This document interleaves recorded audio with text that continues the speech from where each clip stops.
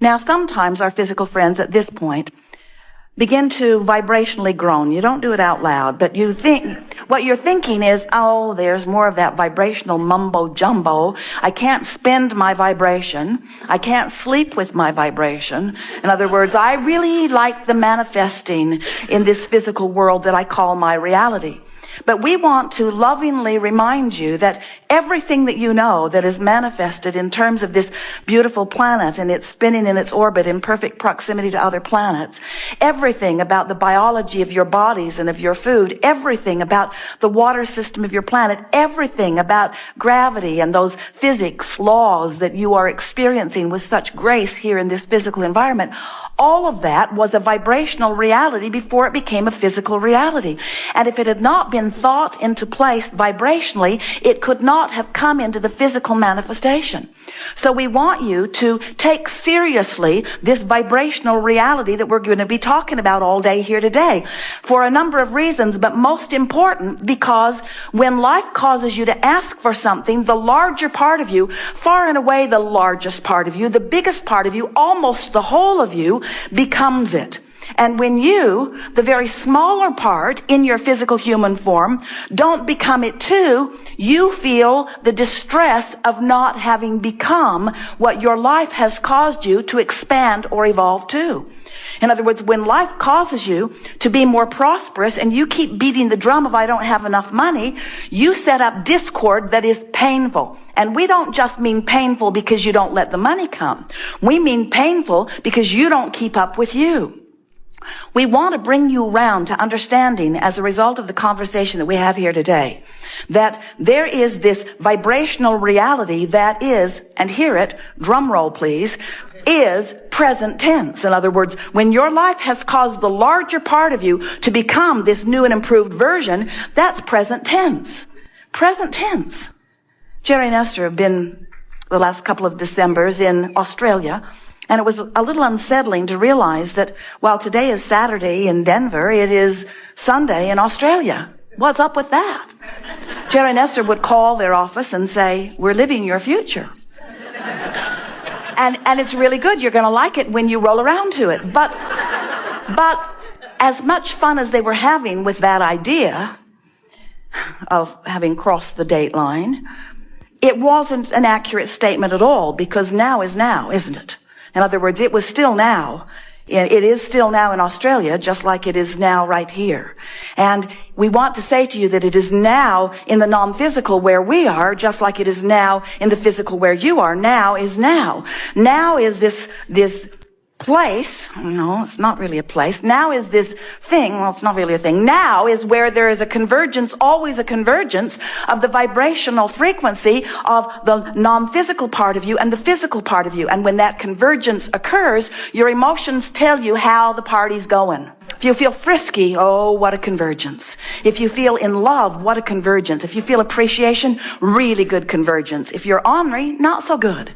If you're fearful or doubtful, if you are depressed, not so good. If you're overwhelmed, not going that well. In other words, you've got to keep up to speed with you or you're not living real time. And we want to convince you that this reality where we stand and where who you really are and all that you want is, in this vortex of creation, this vortex that has gathered all cooperative components of all that you've been asking for, this beingness of who you are, calling you constantly. And when you move in the direction of it, you feel the relief. And when you move in opposition to it, you feel the tension or the tug of war. And when you get into the vortex, you feel the reality, the now reality, the present tense reality. Just to really drive that point home to you in a way that you will never forget it, we want to say to you that this reality that you're calling reality, because it's manifested and others can sort of kind of see it, you don't share realities really. If you ever watch two eyewitness reports on the same event, you realize how different the realities are that you are experiencing, because you have very different points of view, even as you share similar circumstances. But this reality that you call reality, this knock on wood, manifested reality, what I'm having for breakfast reality, what money's in my bank account reality, what the doctors say my body is doing reality. That physical reality is old news. It's old news. It's past tense. Really it is. But you can't feel that. You can't know that unless you are feeling for the now reality. Now, there's always been a lag behind, a lag time of manifestation. That's a sort of buffer of time. And that's a good thing, because if you had instant manifestations, you'd be cleaning up a lot more messes than you are. But we want you to understand that if you can get the drift of what we're talking about, if you can feel the reality of this vibrational reality that we're talking about, and we know it may sound just like another religious dog and pony show.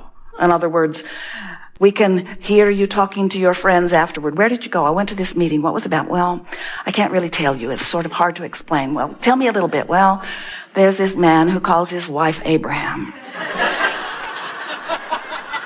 And she stands on the stage and makes an invisible circle and calls it the vortex and tells us that everything we want is in there and that we should go in too. And we say, that's pretty much it. That's pretty much it. Because if you can accept the reality of this vortex, if you can accept the vibrational beingness of you, and we want you to test it with your own ability to test. We want you to pay attention to the way you feel. We want you to show yourself the reality of this vibrational reality. We want you to tune yourself to it deliberately and consciously, and then we want you to watch the vivid manifestation, the matching point by point of everything that you've been asking for once you align with that vibrational vortex.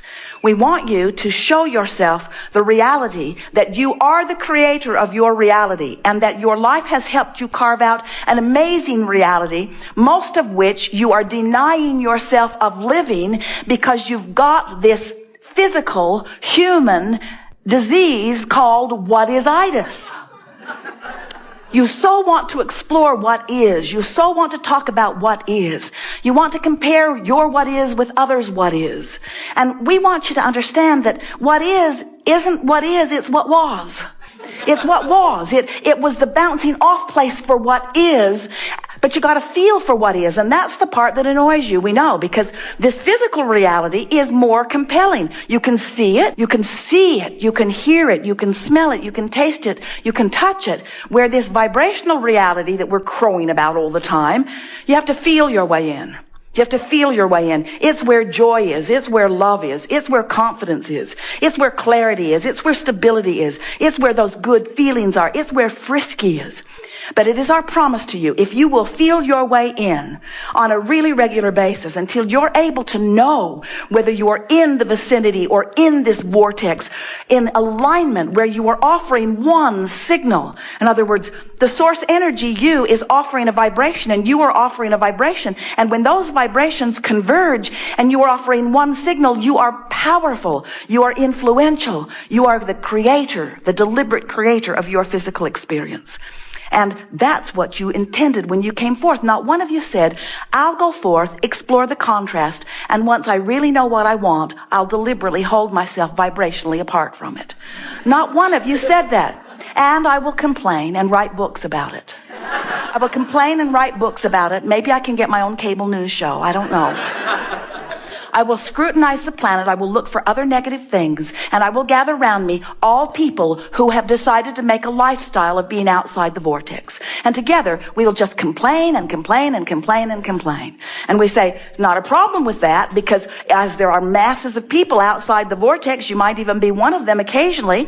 When you're outside your vortex, knowing what you don't want, you are automatically knowing what you do want. And so it cannot go wrong, because there is this vibrational wave that has an equal and commensurate part of what you do want to every part of what you don't want. If you sort of don't want something, you sort of really do want something. If you really, really, really don't want it, then there's something that you really, really, really, really do want, you see. So you can't help but contribute to this vortex. You've been doing it. You have been contributing to this mass consciousness vortex of creation that future generations will be born from. you are massively contributing to the evolution of your species and to that which is eternal life. You can't help that, but you can pinch yourself off from it here and now. You can develop chronic patterns of thoughts and beliefs that hold you vibrationally out of sync with what you're asking for. And here's the part that is so important for you to understand. The longer you live life and the more you ask and the more you expand, the more you ask and the more source answers and the more you therefore have expanded, the worse you feel when you don't go. In other words, you just can't expand the larger part of you, the vibrational part of you, and hold back in terms of your physical beliefs without feeling worse and worse and worse and worse and worse. And that's what you're seeing on your planet today. There is such a crevasse, more marked than ever before, between those who have and have not, between those who are sick and those who are well. It's as if a giant magnifying glass has been laid over everything that is in your physical realm. And whatever it is that you are consistently offering vibrationally is manifesting in incredible form. So, we know that you want to be the deliberate creator of your experience because creating by default is not satisfying. And we want you to feel the power of understanding these vibrational relationships between you and let your every moment intention be to be in alignment with who you really are. We'll talk about how to get into the vortex. We'll talk about how to stay in once you get there. We'll talk more about what the vortex is. But most of all, we want you to come to an awareness that you are a vibrational being, period. You are vibrational, period. And if you will accept your vibrational nature, then what will begin to happen to you is you will feel the sweetness of looking forward into your vortex. In other words, it's like imagining the deliciousness of a relationship or of a physical condition or of a business that you're building or a book that you're writing. It's about imagining because you're imaging, because you can't see it. It's not manifested yet. So you have to use imagery. You have to use imagery to tune to it. And when you manage the imagery, you feel the alignment. In other words, when you click into that, Jerry and Esther will be driving and they will spend endless hours just musing sweet things. And as long as they're musing future experiences, it's so easy to stay fresh and pure and good feeling about it.